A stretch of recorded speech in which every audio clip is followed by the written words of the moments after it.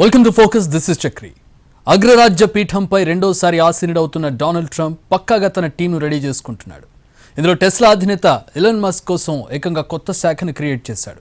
ప్రభుత్వ ఖర్చును తగ్గించేందుకు, ఆదాయాన్ని పెంచేందుకు అన్ని వ్యవస్థల ప్రక్షాళన బాధ్యతలు అప్పగించాడు. మరి పొదుపు పేరుతో కొన్ని శాఖలను ఏకంగా మూయించేస్తాడా? మాయదారి బిజినెస్ మెన్ వైట్ హౌస్లో కూర్చుని ప్రపంచ దేశాల తలరాతలు రాస్తాడా? ఇద్దరే, ట్రంప్, తుంటరి మస్క్. ఇద్దరు బయటే ఫ్రెండ్స్ అనుకుంటే ప్రపంచాన్ని శాసించే శ్వేత సౌధంలోనూ చేతులు కలిపారు. ఇరువురు కలిస్తే అద్భుతాలా, ఘోరాలా? అసలేంటి ఎఫిషియన్సీ శాఖ? అపర కుబేరుడు అమెరికా చిట్టాపద్దులు సరిచేస్తాడా? స్పేస్ కౌబాయ్ దుబారా ఖర్చులను నియంత్రిస్తాడా? ఎఫిషియన్సీ శాఖతో అద్భుతాలు చేస్తాడా? మస్క్ను ట్రంప్ ఎందుకంతగా నమ్మాడు? ట్రంప్ విజయంలో మస్క్ ఎలాంటి కీ రోల్ పోషించాడు? పరిపాలనలో కీలక పాత్ర పోషిస్తాడా? ఖర్చుకు కళ్లెం వేసి అకౌంట్స్ సెట్ చేస్తాడా? మస్క్ చేయబోయే మాయాజాలమేంటి? ఆయనపై అమెరికాలో దేనికంత రచ్చ? అమెరికా ఎన్నికల్లో ఎవ్వరూ ఊహించని విజయాన్ని సాధించి అగ్రపీఠం ఎక్కుతున్న కాబోయే ప్రెసిడెంట్ డొనాల్డ్ ట్రంప్ ఎవరి అంచనాలకు అందని రీతిలో నిర్ణయాలు తీసుకుంటున్నాడు. అమెరికా చిట్టాపద్దులు సరిచేయడానికి most controversial business man Tesla chief Elon Musk కు కీలక బాధ్యతలు అప్పగించడం చర్చనీయాంశమైంది. వ్యాపారవేత్తను ఏకంగా డైరెక్ట్గా పాలనలోనికి తీసుకోవడం హాట్ టాపిక్ గా మారింది. అటు జనం నుంచి ఇటు ప్రభుత్వం నుంచి రకరకాల రాయితీ మార్గాల్లో ధనం పోగేసుకునే ఎలాన్ మస్క్ కు ప్రభుత్వంలో క్రియాశీల పాత్ర పోషించే పదవిని కట్టబెట్టడాన్ని కొందరు తప్పుపడుతున్నారు. డిపార్ట్మెంట్ ఆఫ్ గవర్నమెంట్ ఎఫిషియన్సీ అనే కొత్త మంత్రిత్వ శాఖను సృష్టించి వాటి బాధ్యతలను వివేక్ రామస్వామి, ఎలాన్ మస్క్ లకు కట్టబెట్టాడు. తన కొత్త టీంలో ఈ ఇద్దరికి గురుతర బాధ్యతలిచ్చాడు ట్రంప్. కాంట్రవర్సీలకు కేర్ ఆఫ్ అడ్రస్ అయిన మస్క్ కు ఇటువంటి కీలక బాధ్యతలు అప్పగించడంపై అమెరికాలో రచ్చ అవుతోంది. Elon Musk care of controversy, electrical కార్ల రంగంలో అద్భుతాలు సృష్టించిన టెక్నో కింగ్ ఆఫ్ టెస్లా. జనాలను కూడా అలా అంతరిక్షంలోకి తీసుకెళ్లి విహరింపజేయాలని కలలు కంటున్న స్పేస్ కౌబాయ్. మార్స్ మీద కాలనీలే కట్టాలని ముందస్తు వెంచర్ ప్లాన్ చేసిన మార్స్ ఎంథూజియాసిస్ట్. ఇతర దేశాల రాకెట్లను తన సంస్థ ద్వారా నింగిలోకి పంపే రాకెట్ మ్యాన్. బిట్ కాయిన్స్ ఫీల్డ్లో మాస్టర్ ఆఫ్ కాయిన్. రాబోయే సంవత్సరాల్లో ఏం జరగబోతోంది అంటూ నోటికొచ్చింది మాట్లాడే ఎలానియస్ మాంక్. అమెరికాతో పాటు ప్రపంచవ్యాప్తంగా ఎన్ని పేర్లున్న ఎలాన్ మస్క్ డొనాల్డ్ ట్రంప్ గెలుపులో కీలక పాత్ర పోషించాడు. భారీగా విరాళాలిచ్చాడు. ఎందరో బిలియనియర్లతో ఫండ్స్ ఇప్పించాడు. క్యాంపెయిన్లో డల్గా ఉన్న ట్రంప్ గ్రాఫ్ను రాకెట్ల రయ్యమనిపించాడు. గెలవకముందే గెలిచిన తరువాత దేశ ఆర్థిక వ్యవస్థను ఎలా గాడిలో పెట్టాలో ట్రంప్కు హితోక్తులు వల్లించిన ప్రపంచ కుబేరుడు. మస్క్ నియామకంతో దేశ ప్రజల్లో కొన్ని వర్గాలు సూపర్ అని ట్రంప్ను పొగుడుతుండగా, అటు ఎలాన్ మస్క్ పేరు వింటేనే పాత ట్విట్టర్లో ఉద్యోగాల కోత గుర్తొచ్చి టెన్షన్ పడేవారు ఉన్నారు. Department of government efficiency, simple గా డిఓజిఈ, అమెరికా చిట్టాపద్దులను సరిచూసే సంస్థ. ప్రభుత్వ రాబడి ఎంత, ఖర్చు ఎంత, ఎక్కడెక్కడ ఖర్చుని తగ్గించొచ్చు వంటి ఆర్థిక లెక్కలను పర్యవేక్షిస్తుంది ఈ department of government efficiency. Simple గా చెప్పాలంటే ప్రభుత్వానికి సంబంధించిన దుబారా ఖర్చులను అదుపు చేయడమే, నియంత్రించడమే డిఓజిఈ అధిపతులుగా వివేక్ మస్క్ల పని. అమెరికా ప్రభుత్వంలో అనవసరమైన ఏజెన్సీలు, శాఖలు, సంస్థలు చాలా ఉన్నాయని ట్రంప్, మస్క్లు గతంలోనూ చాలాసార్లు వ్యాఖ్యానించారు. వాటిని తొలగించి ప్రభుత్వంపై భారం తగ్గించే దిశగా కృషి చేస్తామని ఎన్నికల ప్రచారంలోనూ ట్రంప్ హామీనిచ్చారు. ఇప్పుడు ఆ హామీని పట్టాలెక్కించేందుకు ఎలాన్ మస్క్ కు బాధ్యతలిచ్చారు. అధికార యంత్రాంగం ప్రక్షాళన, మితిమీరిన నిబంధనల కోత, అనవసర ఖర్చు తగ్గింపు, ఫెడరల్ ఏజెన్సీల పునర్నిర్మాణం వంటి బాధ్యతలను మస్క్, వివేక్లు నిర్వహిస్తారన్న ట్రంప్ సేవ్ అమెరికా ఉద్యమానికి ఇవి ఎంతో ముఖ్యమైనవని చెప్పారు. వీళ్ళిద్దరూ తన పాలనకు రూట్ క్లియర్ చేస్తారని తెలిపారు ట్రంప్. అయితే ఈ విభాగం ఎలా పనిచేస్తుంది, విధి విధానాలు ఏంటన్నది ఇంకా పూర్తిగా క్లారిటీ రాలేదు. బయటి నుంచి ప్రభుత్వానికి సలహాలు, సూచనలు ఇస్తుందని ట్రంప్ చెప్పారు. ఇద్దరి నివేదికలను అందజేయడానికి 2026 జూలై 4ని గడువు తేదీగా ట్రంప్ నిర్దేశించారు. దీంతో అమెరికాలో అపర కుబేరుడి కొత్త పాత్రపై జోరుగా చర్చ జరుగుతోంది. Target $2 trillion. ఎలాన్ మస్క్ ముందున్న లక్ష్యం ఇదే. ఎలాగైనా $2 ట్రిలియన్ అనవసర ఖర్చును తగ్గించి ఆర్థిక వ్యవస్థకు మేలు చేయాలని చాలా ప్రణాళికలు వేసుకున్నాడు. మరి $2 ట్రిలియన్ పొదుపు చేస్తే అమెరికాలో ఏ శాఖలకు కోత తప్పదు. టెస్లా అధినేత, సోషల్ మీడియా దిగ్గజం ఎక్స్ చీఫ్ గత నెల చివర్లో న్యూయార్క్లో జరిగిన ఎన్నికల ర్యాలీలో పొదుపు గురించి ట్రంప్తో వివరించారు. అమెరికా ప్రభుత్వం చేస్తున్న మొత్తం ఖర్చులో $2 ట్రిలియన్ వృధాను సులభంగా అరికట్టవచ్చని చెప్పాడు. ఆ ఆలోచనకు ఆచరణ రూపమిచ్చేందుకు చివరికి మస్క్కి అవకాశమిస్తున్నారు ట్రంప్. గత ఆర్థిక సంవత్సరం అంటే 2023-24 ఏడాదికి గాను అమెరికా ప్రభుత్వం $6.75 ట్రిలియన్ ఖర్చు చేసింది. మస్క్ లెక్కన $2 ట్రిలియన్ ఖర్చును తగ్గిస్తే దాదాపు మొత్తం ప్రభుత్వ వ్యయంలో 30% తగ్గించినట్టు అవుతుంది. అంటే ఈ మొత్తం ఎన్నో దేశాల ఏడాది ఖర్చు. చిట్టాపద్దులు సరిచేస్తూ తారుమారు లెక్కలను ఒకే రీతిలో గాడిన పెట్టడం ఎలా సాధ్యమవుతుందన్నది $1 మిలియన్ ప్రశ్న. అసలిది ఆచరణ సాధ్యమేనా అంటూ చర్చ జరుగుతోంది. ఏడాదికి అమెరికా ఖర్చు పెట్టే $6.75 ట్రిలియన్ వివిధ రంగాల వారీగా కేటాయింపులు, ప్రాధాన్యతలు చాలా ఆసక్తికరం. మొత్తం వ్యయంలో 13% మనీ అంటే $880 బిలియన్ కేవలం వడ్డీలు కట్టడానికే అమెరికాకు సరిపోతోంది. అంటే మొత్తం జనాభాలో 22% పెన్షన్లు వంటి సోషల్ సెక్యూరిటీ పథకాలకు వెళ్తోంది. సామాజిక పెన్షన్లు చట్టబద్ధం, వీటికి కోత పెట్టడానికి ఉండదు. ఆరోగ్య రంగంపై అమెరికా బాగా ఖర్చు చేస్తోంది. ఏకంగా $912 బిలియన్ కుమ్మరిస్తోంది. మన దేశంలో ఆరోగ్యశ్రీ తరహాలో అమెరికాలోనూ మెడికేర్ హెల్త్ స్కీమ్ ఉంటుంది. వీటికి ప్రభుత్వమే నిధులు ఇస్తుంది. ఇది కూడా ఏ ప్రభుత్వం వచ్చినా తప్పకుండా కొనసాగించాల్సిన పథకమే. కోత పెట్టడానికి అవకాశమే లేదు. మెడికేర్కు ప్రభుత్వం చేస్తున్న వ్యయం $874 బిలియన్. మొత్తం కాస్ట్లో రక్షణ రంగానికి $874 బిలియన్, రవాణాకు $137 బిలియన్, విద్యతో పాటు ఇతర సంబంధిత రంగాలకు $305 బిలియన్ ఇస్తోంది. వీటిలో కోత విధిస్తే ఖజానాకు మేలు జరుగుతుందన్నది డొనాల్డ్ ట్రంప్, ఎలాన్ మస్క్ల ఆలోచన. వృద్ధాను అరికట్టి పొదుపు చర్యలను సమర్థవంతంగా పట్టాలెక్కించే సమర్థత ఎలాన్ మస్క్కు ఉందని డొనాల్డ్ ట్రంప్ చెప్తున్నారు. ఎందుకంటే 8,000 మంది ఉన్న ట్విట్టర్ ఎంప్లాయీస్ను 1,500కు కుదించాడు. ఇప్పుడు ఆ పని దేశ ప్రభుత్వ యంత్రాంగంపైన చెయ్యబోతున్నాడు. అమెరికా ఖజానా నుంచి చేస్తున్న మొత్తం వ్యయంలో $2 ట్రిలియన్ సేవ్ చేయడమే తన లక్ష్యంగా పెట్టుకున్నాడు. ప్రభుత్వ నియంత్రణ నుంచి రవాణా, వ్యవసాయం, హోంల్యాండ్ సెక్యూరిటీలను మొత్తానికే తీసేయాలని మస్క్ ప్రతిపాదించే అవకాశాలున్నాయన్న చర్చ జరుగుతోంది. అయితే $2 ట్రిలియన్ ఏడాది మొత్తంలో పొదుపు చేస్తాడా? మొత్తం దీర్ఘకాలిక ప్రక్రియలో భాగంగా పొదుపు చేస్తాడా అన్నది ఇంకా ఎవరికీ అర్థం కాలేదు. ఒకవేళ ఇదే జరిగితే అమెరికాలో ఎందరో మేధావులు మస్క్కు సపోర్ట్ ఇచ్చే అవకాశముంది.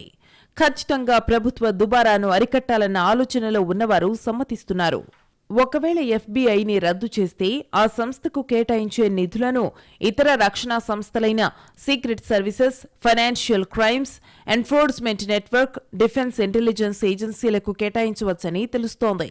కోత పెడతామని ఊదరగొడుతున్న డొనాల్డ్ ట్రంప్ తన ఎన్నికల హామీల్లో మాత్రం చాలా వాగ్దానాలే కుమ్మరించాడు. సోషల్ సెక్యూరిటీని మరింత బలోపేతం చేస్తామని చెప్పాడు. దానిపై ఆదాయపు పన్నును కూడా ఎత్తివేస్తానన్నాడు.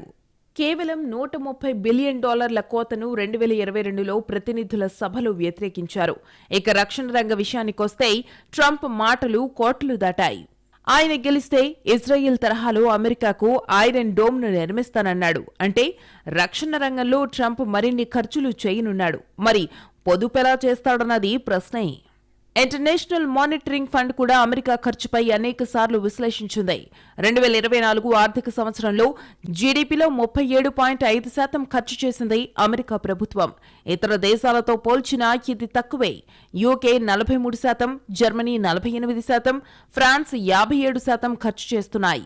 అలాగే అమెరికా వార్షిక లోటుతో ఇబ్బంది పడుతోంది. ఖర్చుకు పన్ను రాబడికి మధ్య అంతరం చాలా ఎక్కువగా ఉంది. ట్రంప్ చెప్పినట్టు సంపన్నులపై పన్నులు తగ్గిస్తే దేశానికి ఆదాయం మరింతగా తగ్గిపోతుంది. మరి ఇచ్చిన హామీలు ఎలా పట్టాలెక్కిస్తాడు? తాననుకున్న పొదుపు చర్యలు ఎలా ఆచరణలో పెడతాడు? ఏ శాఖలకు ఏ పథకాలకు కోత విధిస్తాడన్నది అర్థం కాలేదు. ఎలాన్ మస్క్ ఇందుకు ఎలాంటి పరిష్కారం చూపుతారన్నది ఆసక్తికరంగా మారింది.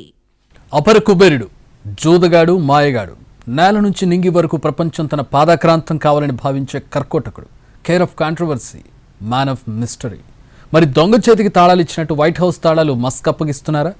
శ్వేత సౌధంలోకి ఎంటర్ అవుతున్న బిజినెస్ టైకూన్ అక్కడ కూర్చుని ప్రపంచ దేశాల తలరాతలు మారుస్తాడా? ఎలాన్ మస్క్ ఈ పేరే ఓ సెన్సేషన్. మాట్లాడినా మాట్లాడకపోయినా ఓ సంచలనం. ఎన్ని కామెంట్స్ వచ్చినా ఎలాన్ మస్క్ ఓ సక్సెస్ఫుల్ బిజినెస్ మ్యాన్. ఇందులో రెండో మాటకు తావలేదు.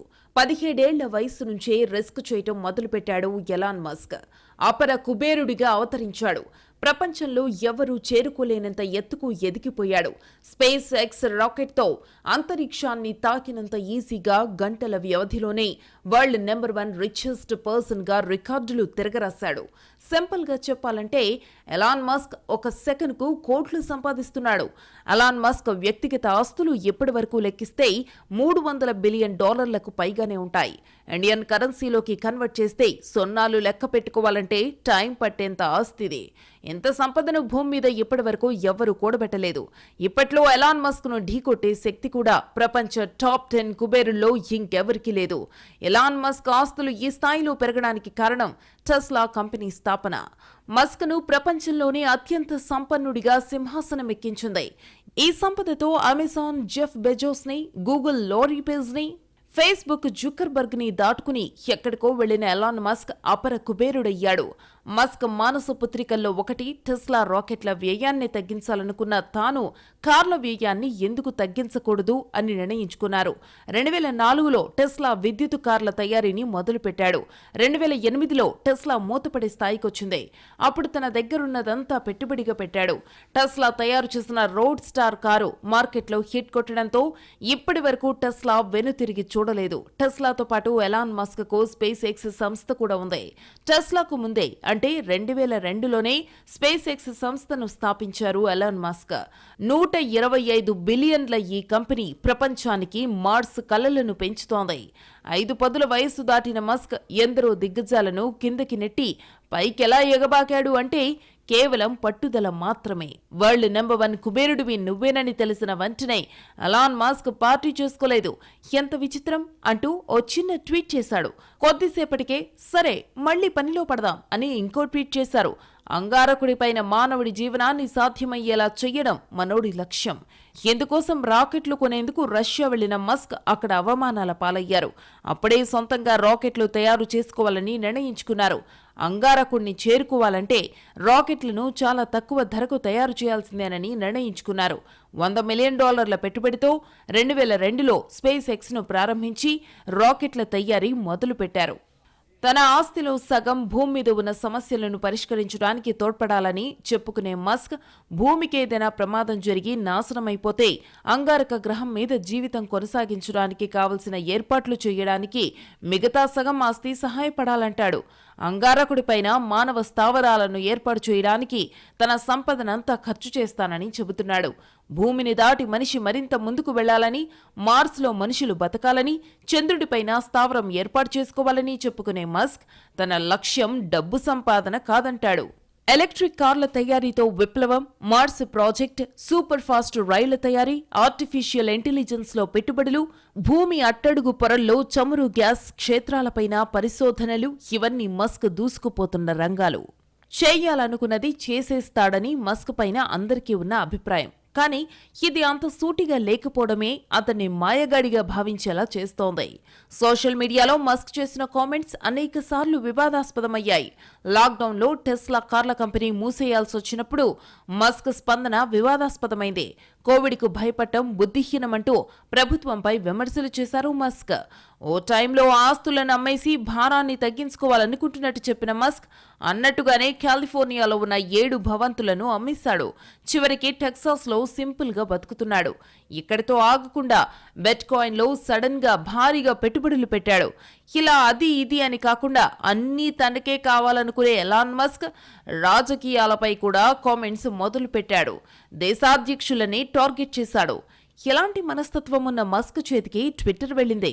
దాని పేరు మార్చాడు. ఎక్స్ అని నామకరణం చేశాడు.